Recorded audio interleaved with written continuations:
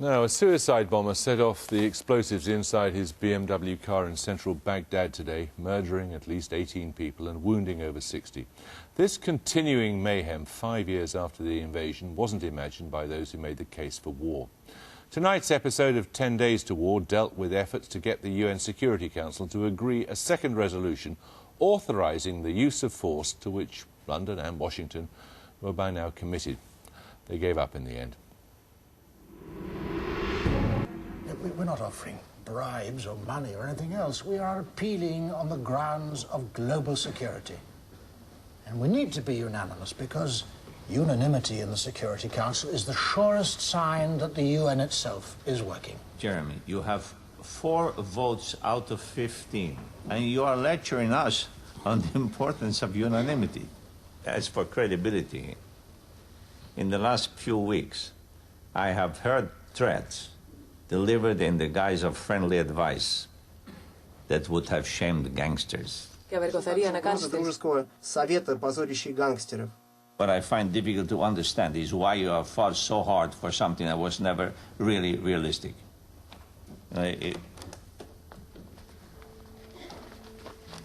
It was always destined to fail, this second resolution. I've always told this to you, as have many other countries. It was never going to work. Well, joining us from Chile is Juan Gabriel Valdez, the Chilean ambassador to the UN during the build-up to the war. Here in the studio is Sir Jeremy Greenstock, our man at the UN during the same period. Senor Valdez, you hearing us all right? Yes, perfectly well. Excellent. Good. Now, the film started with the episode of the discovery of bugs in your office. Did you ever find out who planted them? No, of course not.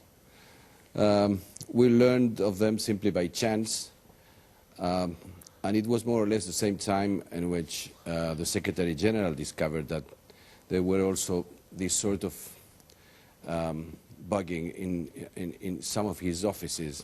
You presumably had your own suspicions. I have to say, a tradition. Apparently it's a tradition.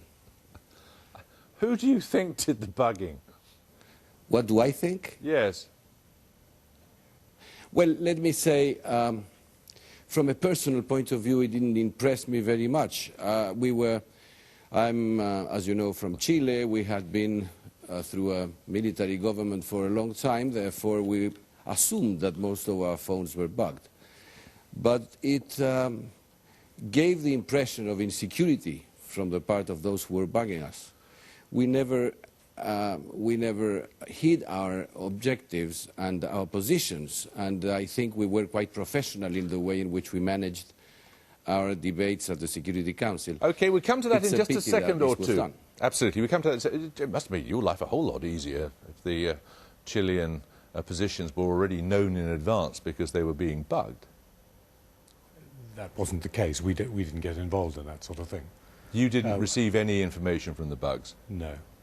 We got Who on do with, you think could have been bugging We them? got on with conversations, Jeremy, with diplomacy in the Security Council and in the corridors. You don't work on that basis. But you didn't know anything about these bugs? No. And you didn't receive any information conveyed to you which might have come from bugs? No.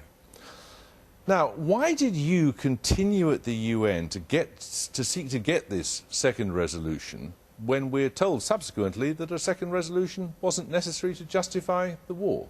Well, your film before Newsnight this evening made a classic error about what we were trying to do.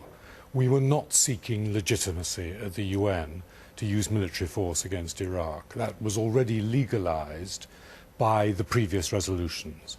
What we were trying to do was to offer the Security Council a chance to group around a way of dealing with Saddam Hussein and the WMD problem without using military force at all. People have underestimated the effort which Tony Blair, with George Bush's backing, put into finding a non-military route to solving this problem.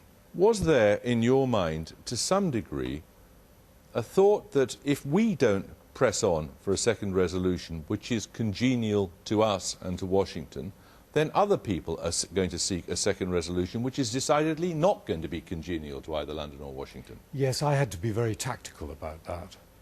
The first resolution, 1441 in November, said that if there is a breach, a further breach by Saddam, the Security Council must meet and discuss it.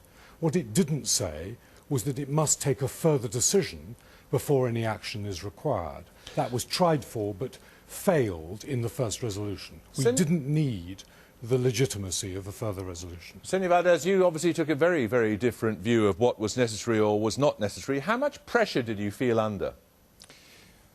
Well, let me say that our purpose was the defense of the United Nations.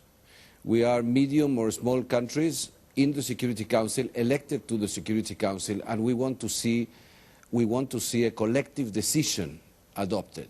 We didn't want to be put in a situation in which our vote would decide a debate or a conflict between the 5 permanent members.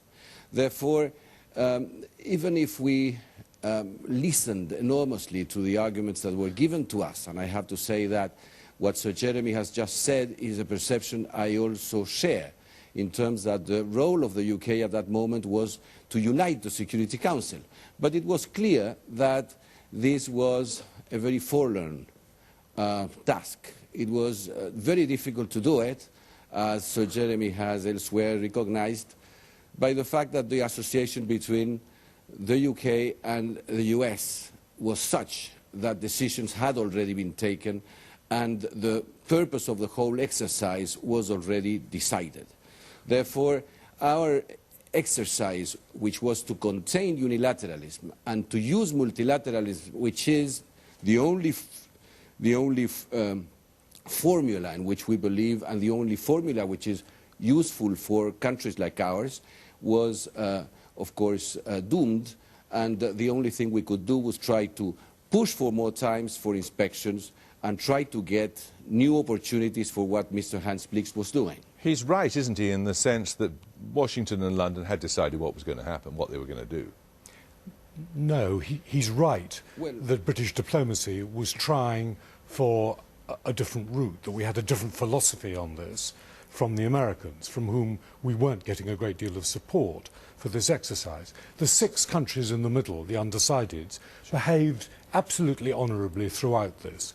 What your film didn't show was the opposition, the Russians, the French, the Germans, who really didn't want anything to happen which might legitimise the Americans and the British taking. Did you find anything as a diplomat unseemly about the pressure that was brought to bear on some of those small countries in Africa, with ministers dispatched from London and emissaries to South America? Did you feel uncomfortable at all about that? Yes, of course, because we weren't winning with the arguments and putting extraneous pressure, particularly on these 6 who, as I say, were acting honourably, especially at the Security Council, was not the way you like to see things happen. But there was a lot weighing on all of this. Senor Valdez, where do you think what happened on the second resolution left the United Nations? You mean could you repeat the question, please? I didn't hear it very well. As a consequence of this, is the United Nations weaker or stronger? I see. Well, I believe that big powers will take more cautiously the idea of going by themselves in initiatives or in adventures like the one that has taken place in Iraq. But this doesn't mean at the same time that the Security Council is stronger or that the Security Council is today more capable of adopting decisions that will be decisive when countries threaten world peace. And in that sense, a reform of the Security Council has shown extremely elusive. My country and other Latin American countries have been very constructive in trying to push for a change and a reform. It is clear that the effectiveness of the Security Council at present depends on the capacity of the 5 permanent members to negotiate and to come to agreement. This is something that was evident to us at that time, And one of the things in which we were stronger in our position, both Mexico and Chile, was to demand a more active negotiation and more dialogue between the 5 permanent members. So, Jeremy, it do you is clear think that without...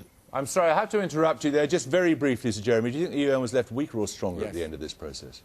Time covers up the faults on this. The Security Council will come back to being the Security Council, and has already. But it was weakened by it. Temporarily it was weakened, but the Security Council has never been able to do the hardest questions. Thank you both very much indeed. Thank you. Tomorrow on 10 Days to War, the story of the battle for the hearts and minds of British Muslims. You can watch the previous episodes on the BBC iPlayer and the 10 Days to War website, where you'll find a wealth of background information and see how Newsnight reported the 10 Days to War in 2003. You can also tell us what you think of the dramas.